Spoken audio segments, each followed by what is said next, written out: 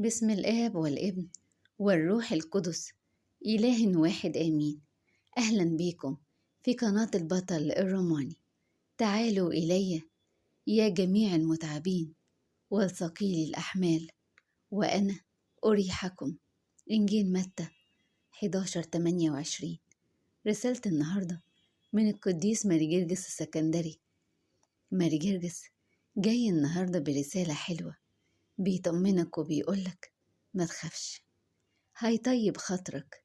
ده يسوع حاسس بيك، حاسس بوجعك، شايف دموعك، شايف حيرتك. ما تخافش، هيمسح دموعك وهيطبطب على قلبك بفرحة كبيرة. أيوة، هيتدخل وهيحل كل مشكلة صعبة، هيرشدك وهيعرفك تعمل ايه في كل شيء محيرك. مش هيسيبك كده أبدا، هيقودك وهيوصلك للصح وللصالح. ما تخافش، الغالي على قلبه يبقى ازاي يسيبك ولا يتخلى عنك. اطمن، الضيقة اللي انت فيها هيخرج، بس انت عليك حاجة واحدة بس، انك تثق فيه وتصدقه وتتكل عليه من كل قلبك، وروح له، روح له بكل همومك وضيقاتك وأوجاعك. هو مستنيك، هو بيقولك تعالوا إلي يا جميع المتعبين وثقيل الأحمال وأنا أريحكم.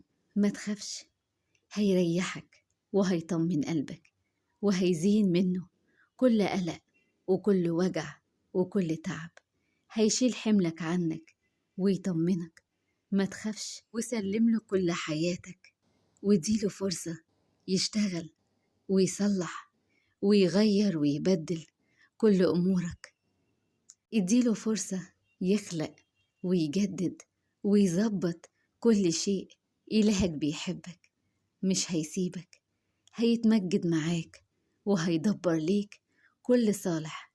هيعمل حاجات كتير علشانك انت مخصوص، ما انت بالنسبة له مميز عنده.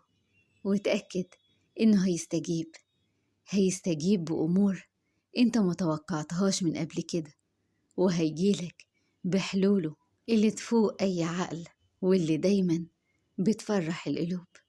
آمين. ربنا يفرح قلوبكم ويعطيكم سؤالكم بشفاعة أمنا العذراء مريم وبشفاعة القديس العظيم ماري جرجس السكندري وأمير الشهداء ماري جرجس الروماني. قناة البطل الروماني.